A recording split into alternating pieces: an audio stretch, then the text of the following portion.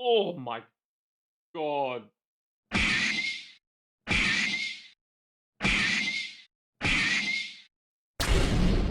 Happy New Year, everyone! I hope 2024 is the year of happiness and prosperity for you. I'm going to start this year very strong by showing you guys the products that I've been drooling on, and I'll be keen to grab it if the right opportunity arises. There are 5 things on my list that I'll quickly go through them with you guys, and I'll be asking these quick questions. What it is and why you want to buy it? How much is it? Is there a cheaper alternative? How much will it have to be for you to pull the trigger? The first product that's on my top of my list is a OLED monitor. And this is from LG Ultra Gear 27 inch. And it's pretty much a gaming monitor, but it's an OLED monitor. So what that means is the blacks are truly black and there are infinite contrast ratios, and it's just a entertainment consumer king. So whether that's your gaming or you're watching your movies and so on, provided that the color accuracy is pretty good, and if you take that additional step to calibrate the monitor, I also intend to use it for like final reviewing the YouTube videos as well as looking at some of the photography photos that I've taken over time. It's currently on sale for about $1,300. Still very expensive for a monitor that's 27 inch. An alternative would be to purchase an OLED TV that's a couple of years old, and that can be had about 800 bucks to 1,000. But a used OLED could be pretty risky because there is chance of burn-in and you don't know what the previous user has used the TV at the time. But you'd expect, if you buy a high quality product at that price, you'd expect that person to look after that product because they've paid their own money to purchase that, right? You never know. It's a bit of a grenade here, right? If the monitor is on sale for under $1,000, I'd be pretty tempted. Let's move on to the second one. The second one is a bit of a duo. It's 2 Sony cameras. One is a Sony A7C II and the other one is Sony FX30. I mean, I could get one at a time, or I could get both. You don't know. The A7C II is a full frame. It's compact and is really good for photography with the newest bells and whistles because this is only a couple of months old. The FX30 is a non-full frame, just like my current camera, but it's a very good videography camera. It also has a built-in fan as well. I've been looking into these cameras and there's something about geeking over these cameras. It's so purpose-built. It's built so nicely. I personally really love display and sound technology and all this computer stuff. Oh my god, that was a close one. And this camera stuff is right up my alley, except it's so expensive. The A7C II is currently priced at $2,800, and Sony FX30 is priced at $2,400. And they're both on sale too. It's not even retail recommended price. I don't know much about cameras, and I'm already into the Sony ecosystem. So the alternatives would be a second-hand or an older Sony camera like the A7 III, which can be had for 2,000 brand new or 1,500 used. If I can find any of these cameras priced at under 1,500, I'd be pretty tempted.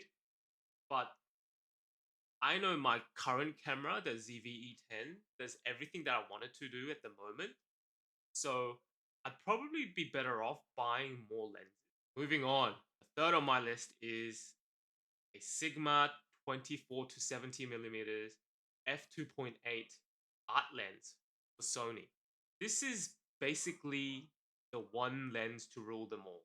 At the moment, I currently have the Tamron 17 to 28 at 2.8, and this Sigma lens would be the best complement. It's the next focal length up.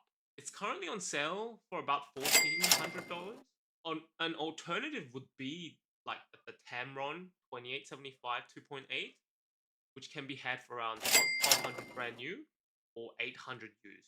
Seems like there's a lot of Tamron lenses out there. I think the used price is pretty reasonable, but 800 is still quite a bit, hey. I know another camera lens would be a great addition to my setup. But lenses, I don't feel as excited as some other tech. Maybe if it was like under $700, I'd jump on it. But looking at the used price market, I don't think it'll ever happen. Next up, I have the MacBook Pro, the M3 Pro, 14-inch with 16 gigabytes of RAM and minimum 512 SSD. I've been using MacBook Pro, the M1 one, for work, and it's basically my first proper MacBook. I've always been a PC Windows enjoyer because I couldn't just justify the premium. But after using the MacBook for work for a while, now I want my own personal one. It's basically a productivity beast with world-class battery life, best screen out there, as well as some of the software that's only baked into Apple products. I want to use Final Cut Pro, and I'd love to just be able to airdrop some B-roll footages from my iPhone. It's currently priced at $3,200, which is way too expensive. A great alternative would be a used M2 Pro that can be had around $1,800. But given that I already have a desktop PC right there at the moment, I'll probably wait until it's even cheaper. The good thing about laptops is the more you wait, prices keep going down, even more so compared to other technologies out there. Each iteration tends to be much better than the previous, so the price depreciates quicker than, say, used cameras. They tend to hold their value, the good ones. And finally, the last thing that's on my list is the upcoming new iPhone Pro. I I really want the better camera and the USB-C port.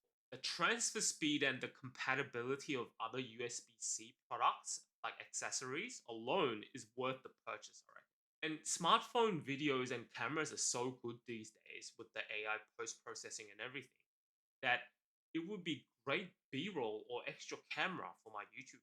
And if you think about it, even though it's expensive at $2,300, around there brand new, if you actually divide by the number of hours you use per year, it's actually not too bad. A great alternative would be a used or maybe even new iPhone 15 Pro when the new one comes out. And it can be had around about 1400, I reckon. I just realized all the products that's in my wish list is very expensive. That makes sense, right? Because if it wasn't so expensive, I would have bought it already. It wouldn't even make it to the wish list.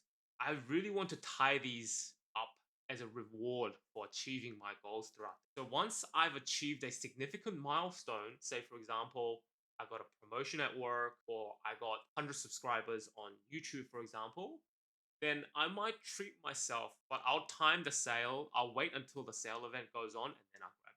The one only glaring issue that I have at the moment is once I buy a house and I am mortgaged up to my balls, I might not be able to afford any of this. Only time will tell. Gotta hustle, bros.